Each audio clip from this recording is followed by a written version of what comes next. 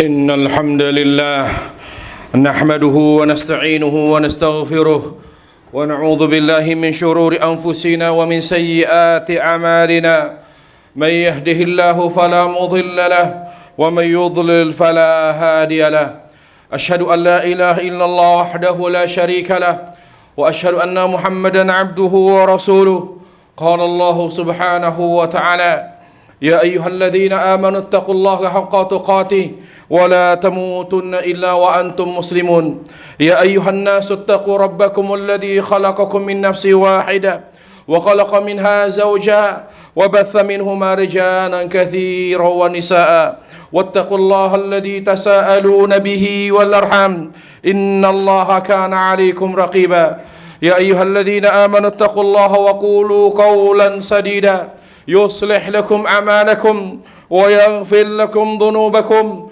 ومن يطع الله ورسوله فقد فاز فوزا عظيما أما بعد فإن أصدق الحديث كتاب الله وخير الهدي هدي محمد صلى الله عليه وعلى آله وسلم وشر الأمور محدثاتها وكل محدثة بدعة وكل بدعة ضلالة وكل ضلالة في النار. Ma'asyiral muslimin, jamaah sidang Jumat yang dimuliakan Allah tabaraka wa taala, marilah kita senantiasa bersyukur kepada Allah Jalla wa ala, bersyukur kepada Allah Subhanahu wa taala dengan selalu meluruskan niat kita pada setiap amal yang kita amalkan karena Allah Jalla wa ala, karena Allah Subhanahu wa taala. Dengan semua karunia yang telah Allah berikan kepada kita, Allah tidak meminta apapun. Allah Jalla wa ala tidak menuntut apapun kecuali kita wajib menghadirkan ikhlas setiap kita beramal. Allah taala berfirman, "Ala lillahi dinul khalis." Hanya bagi Allah agama yang berlandaskan ikhlas. Allah Subhanahu wa taala berfirman, "Wa ma umiru illa liya'budullaha mukhlishina lahuddin." Tidaklah mereka disuruh untuk beramal kecuali amal yang ikhlas karena Allah Subhanahu wa taala. Bersyukurlah kepada Allah Subhanahu wa taala dengan terus berusaha mengenal petunjuk Nabi sallallahu alaihi wasallam dan mengikutinya dengan penuh komitmen. Karena mengikuti Nabi sallallahu alaihi wasallam satu-satunya jalan menuju tauhid. Berkata Syekhul Islam Ibnu Taimiyah rahimahullahu taala, "Kullama kana ar-rajul atba' li Muhammadin sallallahu alaihi wasallam kana akhlasuhum wa akmalahu tauhida." Seorang muslim semakin konsisten dan berkomitmen mengikuti petunjuk Nabi sallallahu alaihi wasallam, maka ia akan menjadi seorang yang lebih sempurna, bahkan paling sempurna ikhlas dan tauhidnya. Jadi kita mengikuti Nabi sallallahu alaihi wasallam bukan untuk menyembahnya. Kita meneladani beliau sallallahu alaihi wasallam juga bukan pula untuk mengagungkannya. Kita meneladani beliau, mengikuti petunjuk beliau sallallahu alaihi wasallam demi menggapai kesempurnaan tauhid. Ma'asyiral muslimin rahimani wa rahimakumullah. Perlu kita pahami bahwa syukur kepada Allah tujuan, sementara sabar adalah jalannya atau sarananya. Berkata Ibnu Qayyim al-Zawjiyah rahimahullahu taala ketika menafsirkan firman Allah Subhanahu wa taala dalam surah Al-Maidah, "Wa ta'awanu 'alal birri wat taqwa." Bertolong-menolonglah kalian dalam kebajikan dan ketakwaan. Berkata Ibnu Qayyim rahimahullahu taala, ayat ini memberi pencerahan kepada kita dan sekaligus memberitahu kepada kita bahwa banyak kaum muslimin tidak memahami perbedaan antara kebajikan dan ketakwaan. I'lamu rahimakumullah, ketahuilah semoga Allah merahmati kalian bahwa kebajikan yaitu syukur kepada Allah Jalla wa ala adalah tujuan, sementara takwa adalah sarana. Jadi tidak mungkin seorang muslim bisa menjadi orang baik, bisa bersyukur kepada Allah Jalla wa ala sampai ia menghadirkan ketakwaan kepada Allah Jalla wa ala dengan takwa yang benar. Kalau kita merujuk kepada makna takwa, sebagaimana dijelaskan oleh para mufassir, bahwa makna takwa di Al-Quran semua, karena kata takwa, kata para mufassirin adalah kata termasuk kata ambigu. Artinya satu kata yang memiliki beberapa makna. Ada 3 makna yang menonjol daripada kata takwa. Yang pertama adalah takut kepada Allah Jalla wa Ala, al-khawfu minal jalil. Oleh karena Ali bin Abi Thalib radhiyallahu an, ketika ditanya tentang definisi takwa, qala Ali bin Abi Thalib radhiyallahu an, qala at-taqwa al-khawfu minal jalil wal 'amalu bit-tanzil wal isti'dad li yaumir rahil. Al-'amalu bit-tanzil wal khawfu minal jalil wal amalu bit tanzil wal qana'atu bil qalil wal isti'dad li yaumir rahil. Kata Ali radhiyallahu an, takwa itu artinya takut kepada Allah, mengamalkan Al-Quran dan Sunnah, merasa cukup dengan setiap dan seluruh pemberian Allah, tidak pernah mengeluh. Yang terakhir, takwa artinya al-isti'dad li yaumir rahil, selalu mempersiapkan diri menghadapi kematian, selalu memanfaatkan umurnya dan hidupnya untuk mencari bekal akhirat. Dan di antara makna takwa yang lain adalah at-tanazzu minadz-dzunub. At-tanazzu minadz-dzunub artinya kita harus banyak bertaubat dan segera berhijrah kepada Allah. Tidak boleh kita berlarut-larut dalam kesalahan. Tidak boleh kita didinabobokan oleh dosa dan keburukan kita. Memang manusia tidak lepas dari salah dan dosa. Sebagaimana sabda Nabi SAW dalam riwayat Bukhari Muslim, kullu bani adam khata' wa khairu khata'in at-tawwabun. Setiap manusia pasti berbuat salah dan punya kecenderungan kepada kesalahan. Dan itu juga ditegaskan oleh Allah Jalla wa Ala, fa'alhamaha fujuraha wa taqwaha. Manusia itu punya 2 kecenderungan kepada keburukan dan kecenderungan kepada takwa.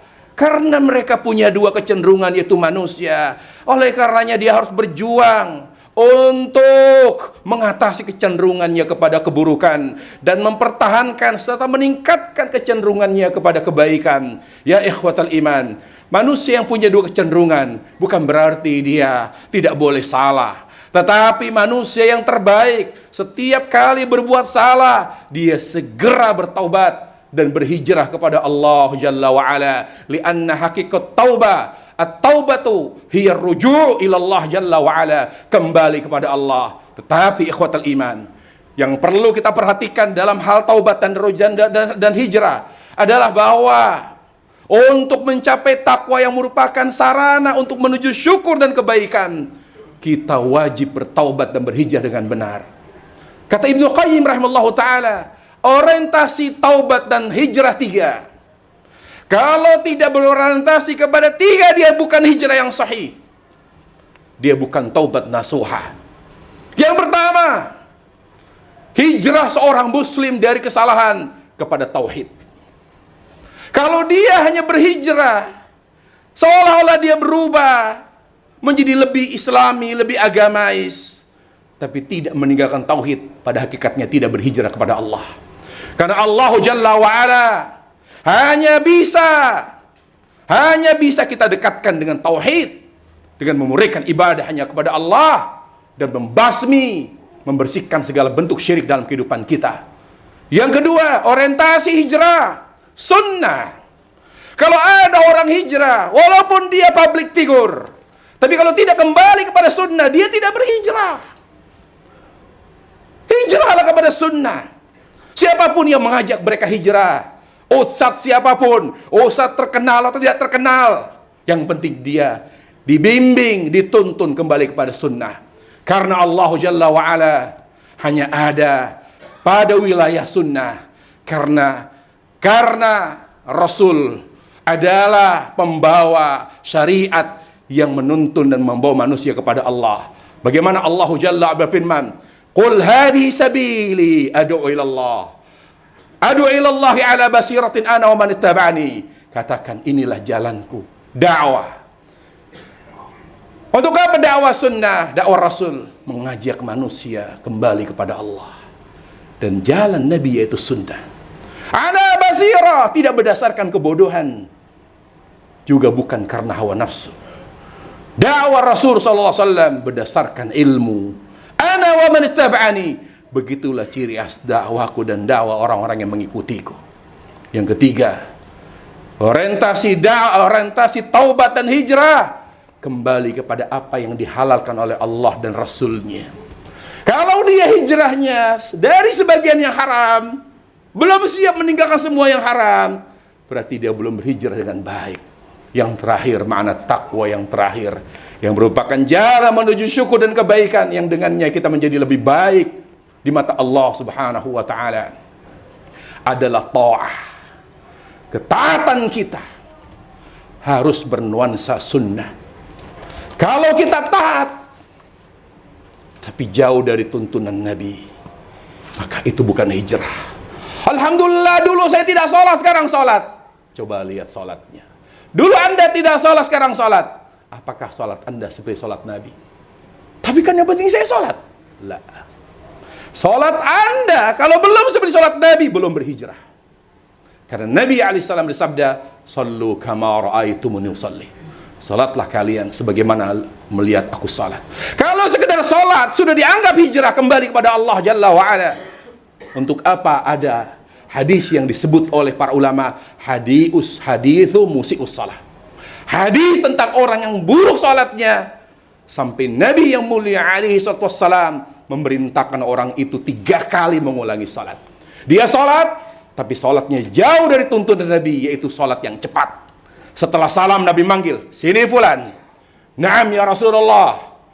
"Apa kamu sholat?" "Aku sholat ya Rasulullah." "A'id, kamu ulangi sholatmu." Diulangi sholatnya yang kedua. Setelah salam, kata Nabi, "Sini kamu." "Ada apa gerangan ya Rasulullah?" "Ulangi sholatmu." Kemudian mengulangi sholatnya yang ketiga kali. Setelah salam, Nabi memanggil lagi, "Ya fulan, ulangi salatmu." "Ya Rasulullah, aku sudah melakukan 3 kali salat. La uhsin ghaira hadza." Saya tidak bisa mengerjakan salat lebih baik dari ini. Kata Nabi alaihissalam, kalau sudah salat itu tidak benar. Salat itu harus tumaknina. Salat itu harus sesuai dengan tuntunanku, kata Rasulullah sallallahu alaihi wasallam. Kalau kamu takbir dengan tenang, baca Al-Fatihah dengan benar. Kalau kamu ruku dengan tenang, baca doa di saat ruku dengan benar. Tidak dengan tenang sampai salam. Begitu ikhwatal iman rahimani rahimakumullah. Aqulu qawli hadza wa astaghfirullah li wa lakum wa lisa'ir muslimina min kulli dhanb fastaghfiru innahu al-ghafurur rahim. Alhamdulillahi rabbil alamin wal 'aqibatu lil muttaqin fala 'udwana illa 'alal zalimin wassalatu wassalamu ala hadil bashariyati jama'a alladhi adda al-amana wa nasaha al-ummah wa jahada fillahi haqqa jihadi wa ala alihi wa sahbihi wa sallama tasliman katsira. Ya ikhwatal iman, kembali Ibnu Qayyim menegaskan, fokuslah kita semua memperbaiki cara kita bertakwa kepada Allah. Kalau takwa kita sudah benar, insya Allah hidup kita semakin baik dan berkah. Kalau kita berkah, kalau kita semakin baik, sudah pasti kehidupan kita bernuansa syukur. Kalau hidup kita bernuansa syukur, maka syukur itu identik dengan kebahagiaan. Allah Ta'ala berfirman, "La in syakartum la azidannakum wa la in kafartum inna adzabi lasyadid." Jika kalian bersyukur, aku akan tambah nikmatku. Kata Ibnu Qayyim, nikmat di sini bukan cuma nikmat materi, tetapi nikmat yang sesungguhnya nikmat di dada. Karena nikmat yang Allah berikan tidak hanya nikmat yang dirasakan di dunia. Semua kata nikmat, semua kata sengsara mencakup nikmat dunia, barzah, akhirat. Semua kata sengsara mencakup sengsara dunia, sengsara barzah, sengsara di akhirat. Irji ila tafsiri rahimahullah. Kembalilah kepada tafsir beliau. Beliau mengatakan contoh bagaimana Allah berfirman, "Innal abrara fi na'im wa innal fujjara fi jahim." Bahwa orang-orang baik itu pasti berada di atas kenikmatan. Dan orang-orang yang jahat itu, yang tidak taat Allah Jalla wa'ala, pasti dalam jahim, yaitu kesengsaraan. Kata beliau, jangan pernah seorang muslim menyangka berasumsi bahwa nikmat itu hanya di dunia. Jangan hanya seorang muslim berasumsi bahwa kesengsaraan yang dimaksud hanya di dunia lah, atau di akhirat saja. Setiap kata nikmat, setiap kata akhirat di Al-Quran mencakup nikmat dunia, barzah, dan akhirat. Setiap sengsara di Al-Quran mencakup kesengsaraan dunia, barzah, dan akhirat. Apa kata Allah untuk mencapai kenikmatan? Gapai itu. Apa kata Allah yang membuat orang sengsara? Hindari itu. Karena semua kata nikmat dan al-jahim atau asyaqa yashmulu thalathatud dur, mencakup 3 alam. Untuk itu ikhwatal iman rahimakumullah, pahamilah, kenikmatan di dunia akan mengantarkan kita kepada kenikmatan barzakh, dan akhirat adalah ketaatan kita kepada Allah berdasarkan cinta yang tulus kepada Allah dan sesuai dengan petunjuk Rasulullah sallallahu alaihi wasallam. Warnai hidup ini dengan tauhid. Jaga ikhlas. Hadirkan selalu ikhlas. Ingatkan diri kita selalu untuk ikhlas. Mengingatkan itu penting. Karena semakin kita mengalami kelemahan iman, semakin lalai kita dari ikhlas. Makanya Imam Nawawi rahimahullah dalam kitab Riyadhus Shalihin, bab pertama beliau katakan, babul ikhlas wa ihdhar niyah. Bab ikhlas dan pentingnya mengingatkan hati untuk selalu ikhlas. Bab-bab ulama lain hanya mengatakan bab ikhlas, tapi Imam Nawawi yang begitu jeli beliau mengatakan bab ikhlas dan pentingnya menghadirkan niat setiap amal. Begitu cara untuk menggapai kenikmatan ikhwatal iman. Dan jangan bergeser dari tuntunan. Cari tahu amal yang kita amalkan, adakah contohnya dari Nabi. Jangan berpolemik. Karena kita akan ditanya oleh Allah. Setiap amal yang kita amalkan, madza ajabtul mursalin. Objek pertanyaan Allah, objek hisab, kata Ibnu Qayyim 2. Ma ta'buduna min ba'di. Kamu beramal karena siapa? Itu yang merupakan materi pertanyaan di akhirat kelak. Yang kedua, madza ajabtul mursalin. Kamu beramal, acuannya siapa? Silakan kita berpolemik. Silakan kita berkelit.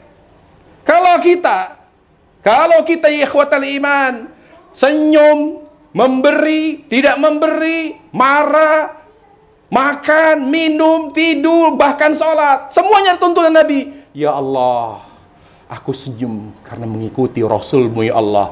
Selesai. Tapi kalau kita tidak menyiapkan jawabannya, di dunia kita berkelit. Apa harus kita mencontoh Nabi? Ribet sekali kita. Silahkan berkelit.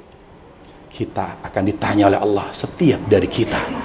Siapa yang kamu sembah? Apa? Karena apa kamu beramal?